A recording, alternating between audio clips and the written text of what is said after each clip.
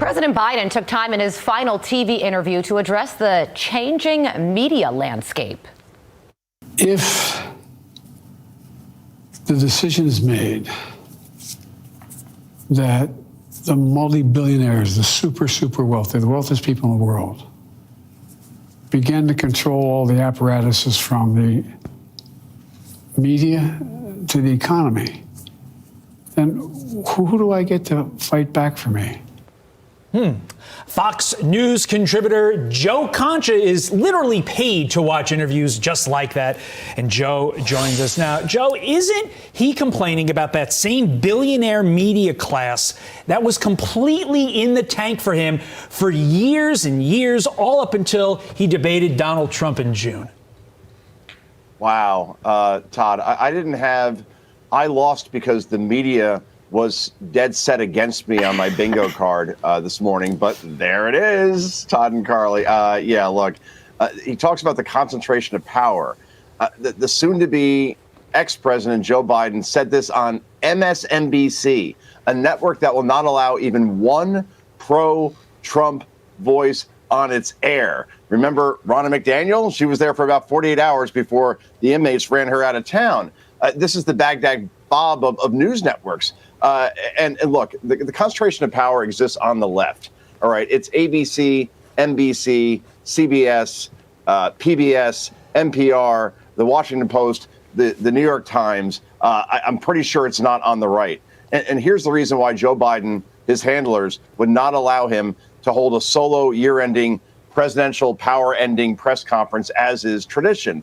Even with just days remaining, his handlers shield him from the press to the end, even though the country and the world knows that his brain has basically turned to applesauce years ago, and that's the reason why. And this is why he's leaving office, guys, as the most unpopular president in polling history since Richard Nixon, who had to resign. He is the absentee president, and for many Americans, Donald Trump's inauguration cannot come quickly enough.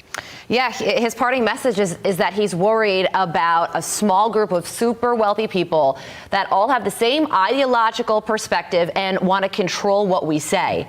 We literally already have that. If you remember COVID-19 and Jen Psaki admitting that they were flagging controversial posts on Facebook, concerning posts on Facebook, and telling them to take them down. Joe Biden is the ringleader of all of that. So we already have it. He is dead center in it.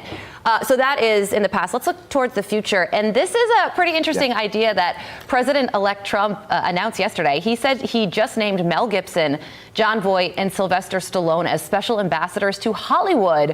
Why? Well, he says, quote, they will serve as special envoys to me for the purpose of bringing Hollywood, which has lost much business over the last 4 years, to foreign countries back. You know, and it's true. I mean, a lot of studios now go to Britain, Hungary, Australia, and Canada because those countries offer studios tax incentives. So this is part of his plan to increase the economy, and he's using Hollywood A-listers to do it. Yeah, put America first, right? And that even includes Hollywood, Carly. I mean, and it did lose its way. Hollywood did some time ago. I mean, the mystique, the aura of being something special is long gone. And we know this because an animated film, Inside Out 2, which I'm not sure you saw with Brock, your young son, I saw it with my kids, that was the #1 movie of 2024, like going away in terms of box office gross. So look, celebrities came out in droves for Kamala Harris. It didn't move the needle 1 inch. You know, those pious lectures from the Ben Stillers and the Jennifer Lopez's of the world had zero impact. So this is a shot at that as well. But overall, yeah, Hollywood needs to do business in the United States again instead of outsourcing it like so many other countries has. Donald Trump recognizes this, and this is a symbolic move, sure, but it sends a message.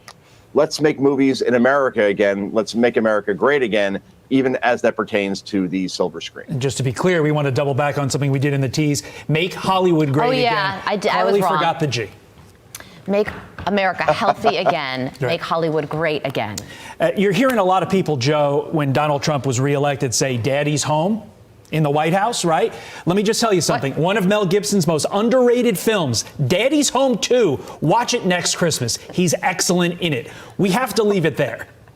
Joe Concha. Wow. Happy weekend to you, and thank you for your insight.